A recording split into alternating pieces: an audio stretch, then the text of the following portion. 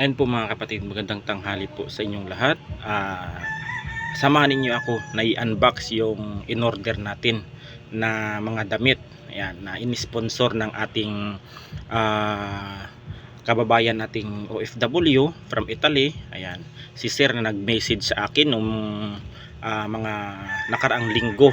Ayan, at saka hindi ko na po masyadong matandaan sapagkat sa sobrang dami na ng mga ginamot ko sa online, yan, na mga OFW. Ayan, nag-message si Sir sa akin at nagbigay ng kaunting pasasalamat at pamasko sa atin na ibili ko daw ng mga material na bagay para kahit papano ay maging disente naman daw ako tignan sa harap ng mga aking pasyente at sa ibang tao na aking mga kausap.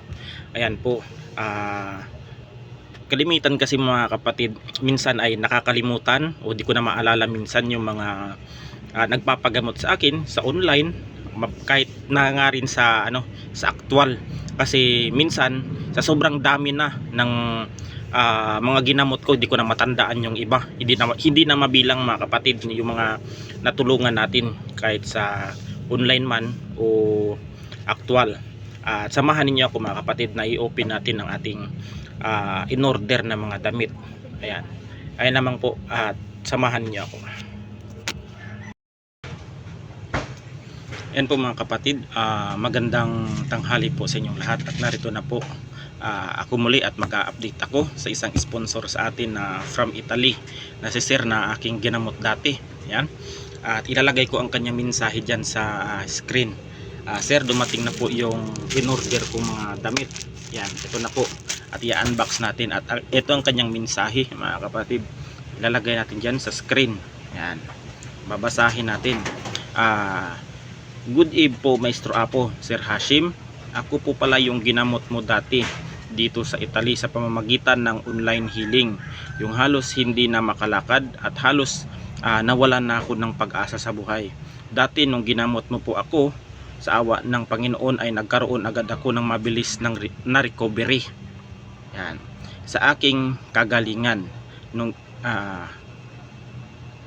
ginawa mo ng pamamaraan na sumbalik sa awa ng Diyos, nalaman ko kung sino yung gumawa sa akin, sapagkat bumalandra sa kanila ang pinaggagawa nila sa akin, at sila ang nagsasuffer sa sakit ngayon. Maraming salamat po Maestro Apo sa tulong mo. Hayaan mo ako makabawi sa iyo. Hayaan mong tanggapin mo ang kakaunting halaga na ito upang ibili mo ng pangangailangan tulad ng mga material na bagay, tulad ng mga damit at iba pa.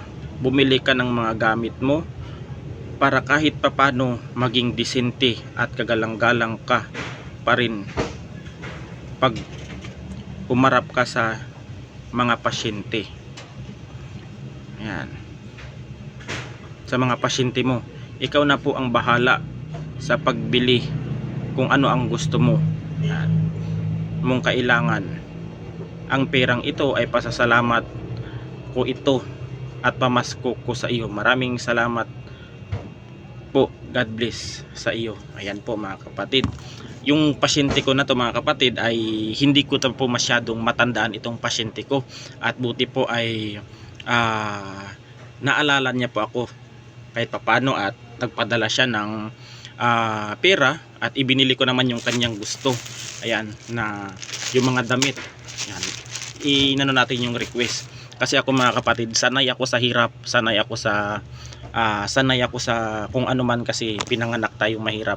Kaya siyempre yung sinabi niya sa akin na bilang ganti niya ay bumili daw ako ng material na bagay tulad ng mga damit, kahit papano naman ay pag humarap ako sa aking mga pasyente ay disente naman at maayos tingnan. Yan, at i-unbox natin mga kapatid yung in-order nating mga damit. Itong damit na ito ay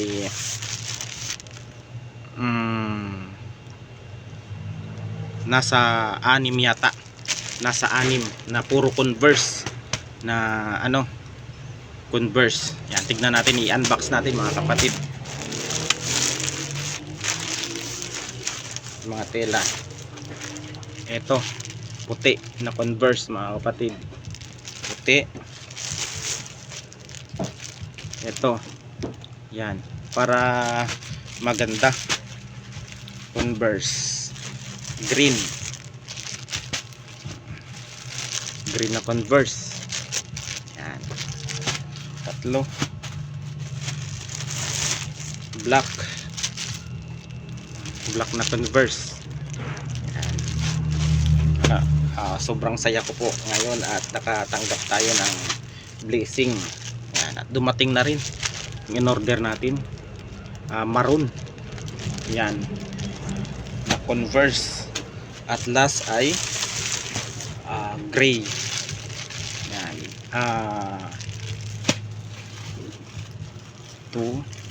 6 na piraso. 6 na piraso mga kapatid yung binili natin. Mura lang naman to mga kapatid sa pinagkuhanan ko ng mga damit. Yan. Ito na po sir, na isang patient ko dati from Italy. Ito na po yung request ninyo. Yan, ayan yung pag may lakad man ako sa panggagamot at meron tayong mga susuotin na mga matitinong damit at disente din tignan sa harap ng ating mga pasyente at sa harap ng ating mga tao na nakakausap natin. Naman po mga kapatid, sir, di na kita pangangalanan. Alam nyo na po kung sino po kayo. At hanggang dito na lang at God bless us all. Merry Christmas at Happy New Year sa inyong lahat. Yan, at God bless us all.